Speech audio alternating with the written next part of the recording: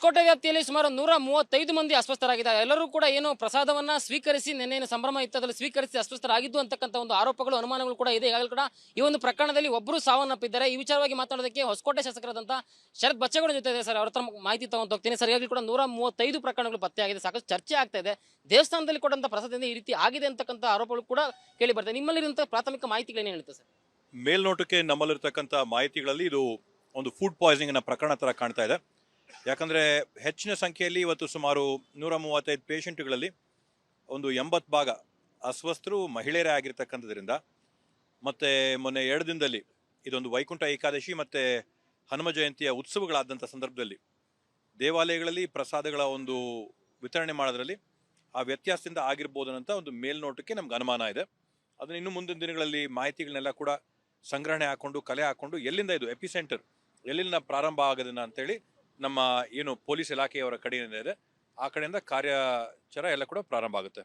ಪ್ರಸಾದನ ವಿತರಣೆ ಮಾಡುವಂಥ ಟೈಮಲ್ಲಿ ಶುಚಿತ್ವವನ್ನು ಅಥವಾ ನಿರ್ವಹಣೆ ಯಾರು ಮಾಡ್ತಾ ಇದ್ರು, ಯಾವ ದೇವಸ್ಥಾನದಲ್ಲಿ ಈ ರೀತಿ ಜಾಸ್ತಿ ಪ್ರಕರಣಗಳು ಪತ್ತೆಯಾಗಿದೆ ದಾಖಲಾಗಿದೆ ಅಂತಕ್ಕಂಥ ಮಾಹಿತಿಯನ್ನು ತಗೊಂಡ್ರೆ ಮತ್ತೆ ಮುಂದಿನ ದಿನಗಳಲ್ಲಿ ದೇವಸ್ಥಾನಗಳಲ್ಲಿ ಯಾವ ರೀತಿ ಹೋದಾಗ ಭಕ್ತರು ಮುಂಜಾಗ್ರತೆ ವಹಿಸಬೇಕು? ಯಾಕಂದ್ರೆ ಆಲ್ಮೋಸ್ಟ್ ಆಲ್ ಪ್ರಕರಣಗಳು ಎಲ್ಲರೂ ಕೂಡ ಹಿಂದೂಗಳಾಗಿರೋದ್ರಿಂದ ಮತ್ತೆ ಸಾಕಷ್ಟು ಅನುಮಾನಗಳು ದಟ್ಟ ಆಗ್ತಾ ಇದೆ ಆ ವಿಚಾರವಾಗಿ.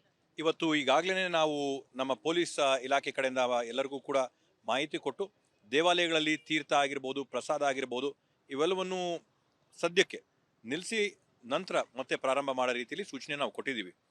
ಇವತ್ತು ನಾವೇನು ನೋಡ್ತಾ ಇದ್ದೀವಿ, ಸಂಖ್ಯೆಗಳು ಸುಮಾರು ಒಂದು 135 ಪ್ರಕರಣಗಳು ನಮ್ಗೆ ಆದ್ರಿಂದ ಹೊಸಕೋಟೆ ಟೌನಲ್ಲಿ, ಹೊಸಕೋಟೆ ನಗರದಲ್ಲಿ ನಮಗೆ ಸುಮಾರು 50-60 ದೇವಾಲಯಗಳಲ್ಲಿ ಇವತ್ತು ಅನ್ನಸಂತರ್ಪಣಾ ಕಾರ್ಯಕ್ರಮಗಳಾಗಿದೆ, ಪ್ರಸಾದ ವಿನಿಯೋಗ ಮಾಡಿದ್ದಾರೆ. ಇವತ್ತು ಅದರಿಂದ ನಾವು ಯಾವ ದೇವಾಲಯಗಳ ಸಂಖ್ಯೆ ಅಂದರೆ ಭಕ್ತಾದಿಗಳ ಸಂಖ್ಯೆ ಜಾಸ್ತಿ ಇತ್ತೋ ಪ್ರಥಮ ಆದ್ಯತೆ ಮೇಲೆ ಅಲ್ಲಿ ಕೊಟ್ಟಂತ ಒಂದು ಪ್ರಸಾದದ ಬಗ್ಗೆ ನಾವು ಮಾಹಿತಿನ ತಗೊಂಡು ಅದಾದ ನಂತರ ಬೇರೆ ದೇವಾಲಯಗಳಲ್ಲಿ ಕೂಡ ಕೊಟ್ಟಂತ ಒಂದು ಪ್ರಸಾದದ ಬಗ್ಗೆ ನಾವು ಗಮನ ಹರಿಸ್ತಾ ಇದ್ದೀವಿ. ಈ ಒಂದು ಪ್ರಕರಣದ ಕುರಿತಾಗಿ ಏನಾದರೂ ತನಿಖೆ ಏನಾದರೂ ಆಗುತ್ತಾ? ಉನ್ನತ ಮಟ್ಟದ ತನಿಖೆ ಆಗ್ಬೇಕು, ಯಾರು ಇದರ ತಪ್ಪಿತಸ್ಥ ಯಾರಿದ್ದಾರೆ ಶಿಕ್ಷೆ ಆಗಬೇಕು ಅಲ್ಲ? ಖಂಡಿತವಾಗಿ ಕೂಡ ಈ ಒಂದು ಪ್ರಕರಣ ಬಗ್ಗೆ ತನಿಖೆ ಆಗಲೇಬೇಕು. ಮತ್ತೊಮ್ಮೆ ಇಂಥ ಘಟನೆಗಳು ಆಗಬಾರ್ದು. ಆದರೆ ನಮಗೆ ಮೇಲ್ನೋಟದಲ್ಲಿ ಮಂಡ್ಯ ಅಲ್ಲಿ ಕೆಲವೊಂದು ಭಾಗದಲ್ಲಿ ಆಡಳಿತ ಮಂಡಳಿಗಳ ಒಂದು ಒಳಜಗಳದಿಂದ ಆದಂಥ ಪ್ರಕರಣ ನೋಡಿದೀವಿ. ನಮಗೆ ಸದ್ಯಕ್ಕೆ ಮೇಲ್ನೋಟದಲ್ಲಿ ಈ ರೀತಿಯಾದಂಥ ಒಂದು ವಾತಾವರಣ ಇಲ್ಲಿ ಕಂಡು ಬರ್ತಾ ಇಲ್ಲ. ಬಹುಶಃ ಅಲ್ಲಿ ಪ್ರಸಾದನ ತಯಾರಿ ಮಾಡಬೇಕಾದಂಥ ಸಂದರ್ಭದಲ್ಲಿ ಯಾವ ರೀತಿಯಾದಂಥ ಸ್ವಚ್ಛತೆನ ನೈರ್ಮಲ್ಯನ ಕಾಪಾಡ್ಕೋಬೇಕಿತ್ತು, ಅದರಲ್ಲಿ ಏನಾದರೂ ಒಂದು ಲೋಪಗಳಾಗಿರ್ಬೋದು. ಅದರಿಂದ ಈ ರೀತಿಯಾದಂಥ ಒಂದು ಘಟನೆ ಆಗಿದೆ ಅನ್ನೋದನ್ನ ಮೇಲ್ನೋಟಕ್ಕೆ ನಮ್ಗೆ ಅನಿಸ್ತಾ ಇದೆ. ತಾವು ಕೂಡ ರೋಗಿಗಳನ್ನ ಭೇಟಿ ಆಗಿದ್ದೀರಾ, ಏನೆಲ್ಲ ಅವರು ವಿಚಾರಗಳು ಹೇಳ್ಕೊಟ್ಟು ಸರ್? ಅವರ ಒಂದು ಅನುಮಾನ ಏನಿದೆ, ಅವರ ಒಂದು ಕಾರಣ ಏನಿತ್ತು ಸರ್?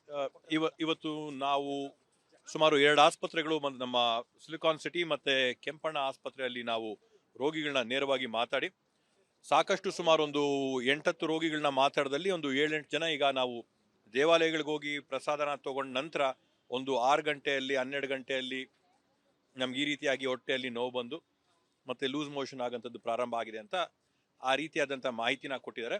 ಆದರೆ ಬೇರೆಯವ್ರ ಹತ್ರ ಮಾತಾಡಿದಂಥ ಸಂದರ್ಭದಲ್ಲಿ ಬೇರೆ ದೇವಾಲಯಗಳಿಗೆ ನಾವು ಹೋಗಿದ್ದೀವಿ ಅಂತ ಹೇಳಿದರೆ ಸ್ಪಷ್ಟವಾದಂಥ ಚಿತ್ರ ಬರಬೇಕಂದ್ರೆ 135 ಪ್ರಕರಣಗಳು ನಮ್ಮ ಹತ್ರ ಏನಿದೆ, ನಮ್ಮ ಸಿಬ್ಬಂದಿ ವರ್ಗದವ್ರ ಕಡೆಯಿಂದ ಪ್ರತಿಯೊಬ್ಬರ ಹತ್ರ ಕೂಡ ಒಂದು ನಮ್ಮ ಹತ್ರ ಚೆಕ್ ಲಿಸ್ಟ್ ಏನಿದೆ, ಆ ಚೆಕ್ ಲಿಸ್ಟ್ ಅಲ್ಲಿ ಮಾಹಿತಿ ಸಂಗ್ರಹಣೆ ಮಾಡಿಕೊಂಡಾಗ ನಮಗೆ ಸ್ಪಷ್ಟವಾದಂಥ ಚಿತ್ರ ಹೊರಗೆ ಬರುತ್ತೆ. Thank you. ಒಟ್ಟಾರೆ ಎಲ್ಲರನ್ನೂ ಕೂಡ ರೋಗಿಗಳನ್ನ ನಾನು ಮಾತಾಡ್ತೀನಿ. ಈಗಾಗಲೇ ಕೂಡ ಎಲ್ಲರೂ ಕೂಡ ತಮ್ಮ ಒಂದು ಅಭಿಪ್ರಾಯಗಳನ್ನ ಹೇಳಿದ್ದಾರೆ. ಈ ಕೂಡಲೇ ಒಂದು ಪ್ರಕರಣದ ವಿಚಾರವಾಗಿ ತನಿಖೆಯನ್ನು ಕೂಡ ಮಾಡ್ತೀನಿ, ಮುನ್ನೆಚ್ಚರಿಕೆಯನ್ನು ಕೂಡ ವಹಿಸ್ತೀನಿ ಅಂತಕ್ಕಂಥ ಮಾತುಗಳನ್ನ ಹೊಸಕೋಟೆ ಶಾಸಕರಾದಂತಹ ಶರತ್ ಬಚ್ಚೇಗೌಡರು ಹೇಳ್ತಾ ಇರುವಂತದ್ದು. ಕ್ಯಾಮರಾ ಪರ್ಸನ್ ಸತೀಶ್ ಜೊತೆ ಲಕ್ಷ್ಮೀ ನರಸಿಂಹ, ವಿಸ್ತಾರ ನ್ಯೂಸ್, ಬೆಂಗಳೂರು. ಅನುಕ್ಷಣದ ಸುದ್ದಿಗಳಿಗಾಗಿ ವಿಸ್ತಾರ ನ್ಯೂಸ್ ಯೂಟ್ಯೂಬ್ ಚಾನೆಲ್ ಸಬ್ಸ್ಕ್ರೈಬ್ ಮಾಡಿ. ಹೊಸ ಸುದ್ದಿಗಳ ನೋಟಿಫಿಕೇಶನ್ಗಾಗಿ ಬೆಲ್ ಐಕಾನ್ ಕ್ಲಿಕ್ ಮಾಡಿ. ಲೇಟೆಸ್ಟ್ ಅಪ್ಡೇಟ್ಸ್ಗಾಗಿ www.vistaranews.com ವೆಬ್ಸೈಟ್ಗೆ ವಿಸಿಟ್ ಮಾಡಿ. ಅಂಗೈಯಲ್ಲೇ ಜಗತ್ತಿನ ಸುದ್ದಿ ತಿಳಿಯಲು ವಿಸ್ತಾರ ನ್ಯೂಸ್ ಕನ್ನಡ ಆಪ್ ಡೌನ್ಲೋಡ್ ಮಾಡಿ.